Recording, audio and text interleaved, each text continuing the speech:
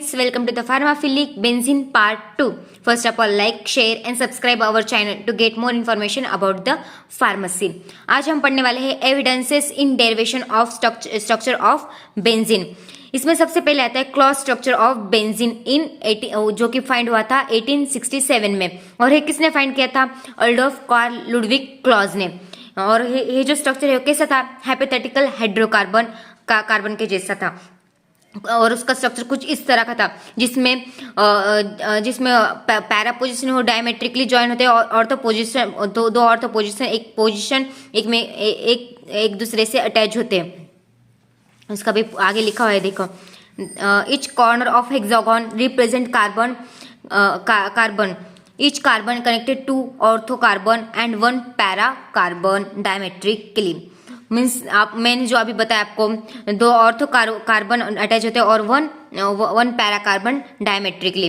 This process of structure has associated with high strain energy, thus it synthesize highly impossible. और इसको जो है इस स्ट्रक्चर को बनाने के लिए हाई स्ट्रेन एनर्जी लगती है। इसके लिए स्ट्रक्चर भी जो है वो हाईली इम्पॉसिबल ही था। फर्स्ट ऑफ ऑल है सारा जो है एविडेंस इसका टॉपिक है वो सारा थ्योरेटिकली है, मतलब थ्योरेटिकल ज़्यादा है, मतलब इसमें कोई रिएक्शन वगैरह नहीं है। सो आपको ये रट्टा मारना ही पड़ेगा। मैं सारी आपको नोट्स प्रोवाइड करूँगी टेलीग्राम के चैनल पर। अभी हमारा टेलीग्राम चैनल बना नहीं है पर मैं जल्द बनवा दूँगी और आपको वो लिंक शेयर कर दूँगी। तब तक आप वीडियो से ही काम चला लीजिए। उसके बाद हमारा नेक्स्ट स्ट्रक्चर आया केकुले स्ट्रक्चर ऑफ बेंजीन, जो कि 1865 में आया था। और इनको ही बोला जाता है कि इनका ही स्ट्रक्चर सही था जो कि हम अभी यूज में ला रहे हैं वगैरह। तो ये जो साइंटिस्ट है German chemist Friedrich A Kekule in 1865 represent or reveal a French paper suggesting that structure contain hoop of 6 carbon atom with alternating double and single bond। मतलब जो इनका जो स्ट्रक्चर था वो अल्टरनेटिंग डबल और सिंगल बॉन्ड में था। उसका मैं आपको एग्जांपल भी देती हूँ, एक मिनट। ये देखिए, ये कुछ इस तरह का था केकुले का structure with alternating double and single bond. और ये जो है इन subsequent year he had represent research paper in relevant subject by studying many monoderivative of benzene and further 3 isomer substituted derivative। मैंने आपको बताया था मोनो सब्स्टिट्यूटेड मतलब क्या होता है कि जो बेंजीन होता है उसका वन हाइड्रोजन रिप्लेस हो जाए विथ अनदर ग्रुप। और डाई सब्स्टिट्यूटेड क्या होता है? जिसका जो मतलब बेंजीन रिंग का दो हाइड्रोजन रिप्लेस हो जाए विथ अनदर ग्रुप होता है डाई सब्स्टिट्यूटेड डेरिवेटिव। और उसके बारे में भी केकुले जो थे वो उन्होंने रिसर्च पेपर ये किया था बाय स्टडिंग।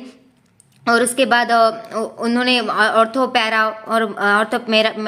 मेटा पैरा पर भी रिसर्च पेपर और प्रोजेक्ट अपना जारी रखा था।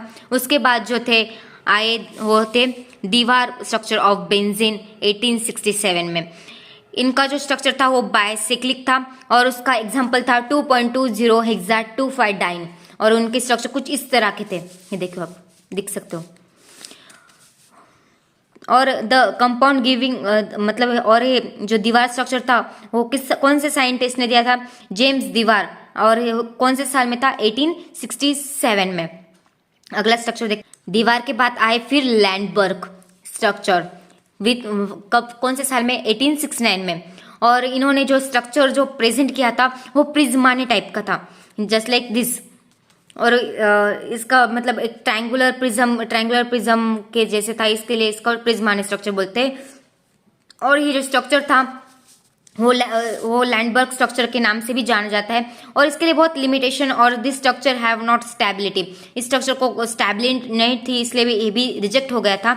और उसके बाद आए फिर हमारे आर्मस्ट्रांग जी। इन्होंने 1887 में एक स्ट्रक्चर बनाया जो क्रिटिसाइज करता था वर्क ऑफ केकुले को। और उनका स्ट्रक्चर कुछ इस तरह के था, देख लीजिए। और इस सारे स्ट्रक्चर आप मतलब ये आप उनके बारे में थोड़ी इन्फॉर्मेशन लिखने के बाद वो स्ट्रक्चर बनाओगे तो आपको मार्क्स बहुत एक्स्ट्रा मिलेगा और आपके आंसर की लेंथ भी बढ़ेगी।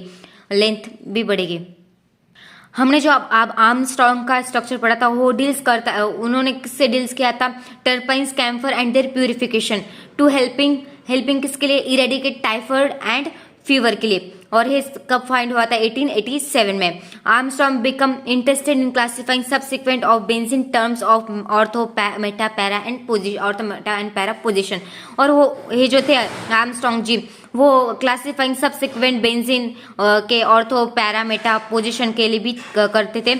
और उनको ये बेंजीन का स्ट्रक्चर था वो कंसेंट्रिक रिंग के जैसे था, आपने देखा होगा, वो देखा, फिर से दिखा देती हूँ आप लोगों को। ये देखो कंसेंट्रिक रिंग के जैसे था ये स्ट्रक्चर, उनका कुछ इस तरह का था।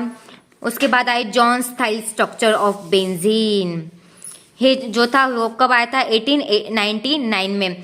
थाइल suggest partial valence hypothesis of double and triple bond compound in 1899। This leads to prediction of resonance.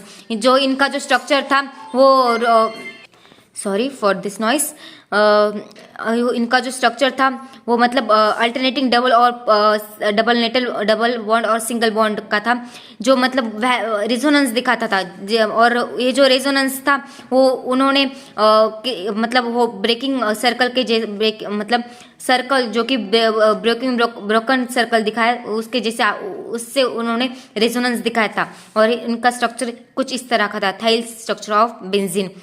आज के लिए इतना ही, फिर मतलब हम एक एक टॉपिक के लिए एक एक वीडियो बनाएंगे, क्योंकि मुझे भी टाइम कम रहता है, सो इसके वजह से मैं मतलब कोशिश करूँगी कि आप लोगों को जल्द से जल्द वीडियो प्रोवाइड करवा दूँ और आप लोगों को नोट्स भी जल्द से जल्द शेयर करवा दूँ।